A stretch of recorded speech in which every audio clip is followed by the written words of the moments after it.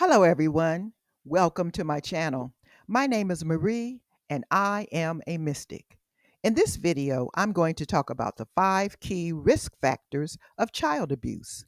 If you are new to my channel, I talk about generational trauma and how it affects our children in this life and in the afterlife. If this is something you're interested in, hit the like button, comment, and subscribe.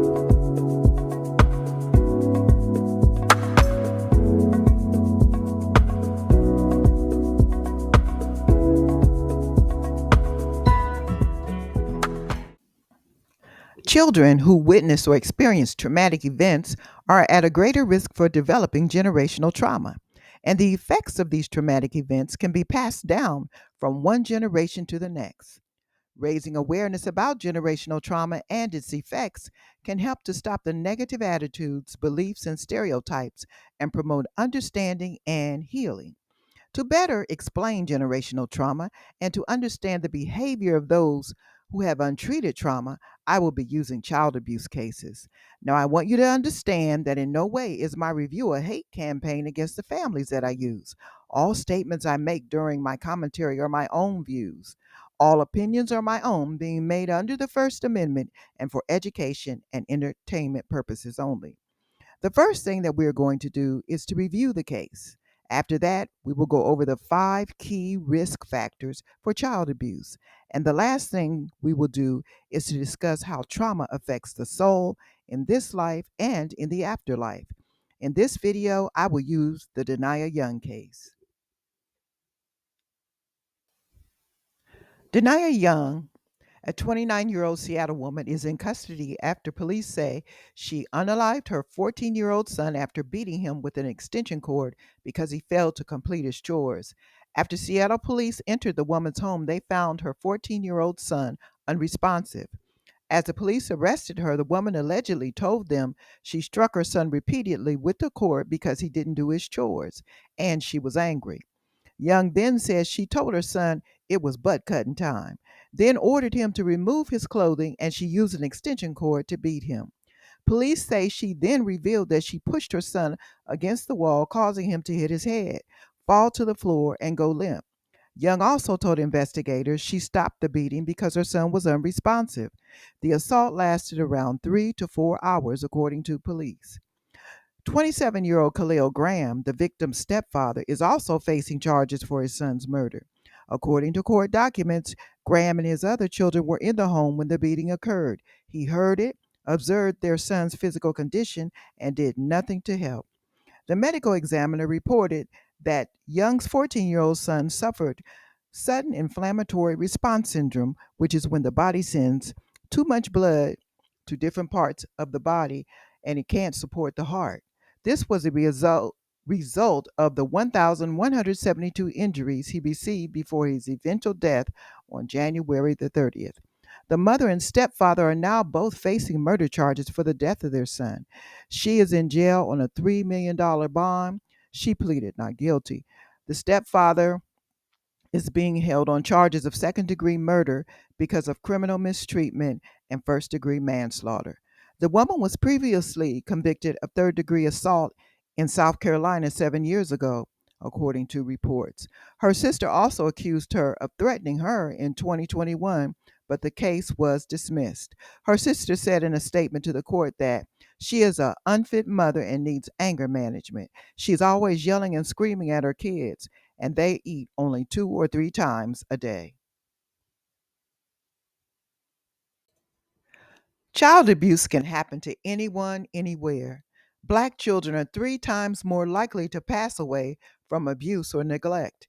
It's not always easy to see signs of abuse, but we have to trust our instincts. Things like unexplained injuries, sudden changes in behavior, or extreme fear of certain people can be red flags. The 5 key risk factors for child abuse are poverty, lack of parenting skills, unrealistic attitudes and beliefs on raising children, parents repeating neglect and abuse behavior on their own children, and mental health issues.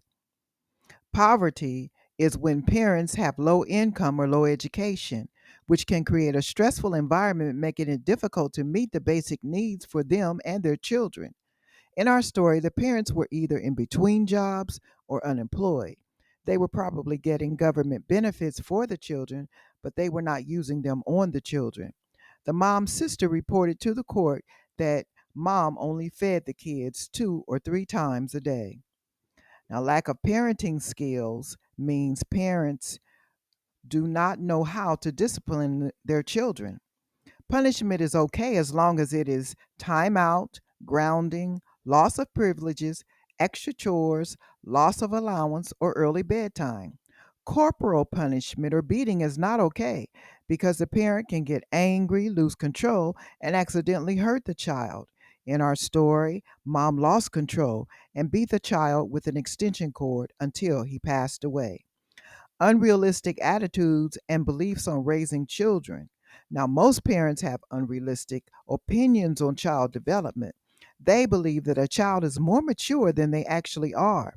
The average 14-year-old is not mature enough to manage an entire household. He can only be given 2, maybe 3 chores. In our story, mom had unrealistic expectations about her 14-year-old son. Parents repeating neglect and abuse behavior that they experienced on their own children means most parents who have experienced abuse and neglect may pass on unhealthy coping skills and beliefs to their children. They believe that what was done to them can be done to their children. Abusers can raise abusers. The mother in our story was more than likely beaten with an electrical cord while she was naked. Now, mental health issues comes from the lack of self care. Trauma doesn't just go away, it has to be treated, or it can be passed down to the next generation.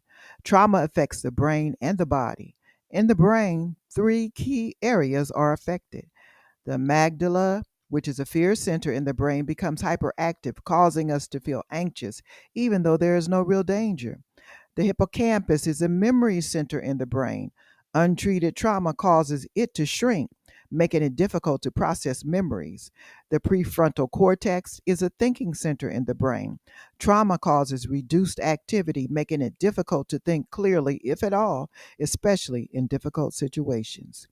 In the body, when we experience trauma, the stress response can become chronically activated even when the danger has passed.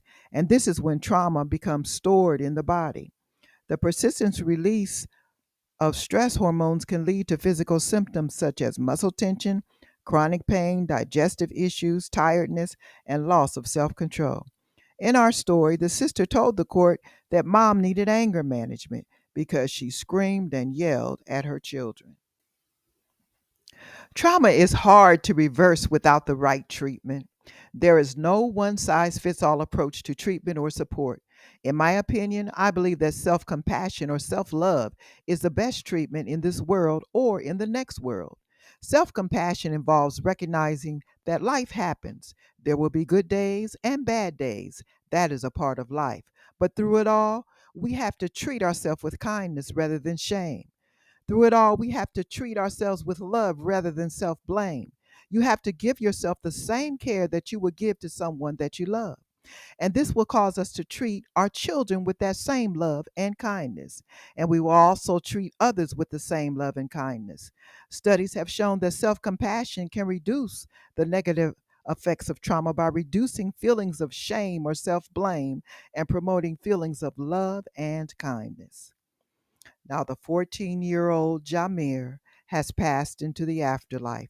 But before he can move into the higher realms, he has to be free of the trauma that he experienced in his short life.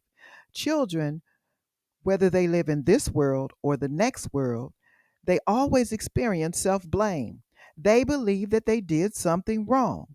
So, with the help of a spiritual guide, a medium, or a mystic, they are taught how to forgive themselves. They are taught that they did not do anything wrong.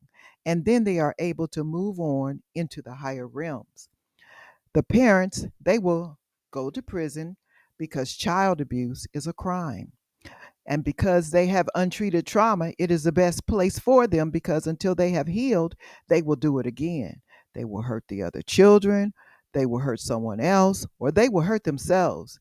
And when they pass into the afterlife, They cannot move into the higher realms until they have been cleansed of the evil that they did to others, as well as from the trauma that they experienced. They will be assigned a spiritual guide, a medium, or a mystic to work with them to free themselves of the baggage that they carry. They do this by reviewing their past life and living through the hurt and pain that they have caused others. Once they can forgive themselves for the wrong that they have done, they can move on into the higher realms. In closing, raising awareness about generational trauma and its effects can help to stop the negative attitudes, beliefs, and stereotypes and promote understanding and healing. Remember to be kind to yourself and to love yourself, and then you will be kind to your children and you will love your children. Thanks for watching. See you in the next video. And if you like this content, like, comment, share, and subscribe.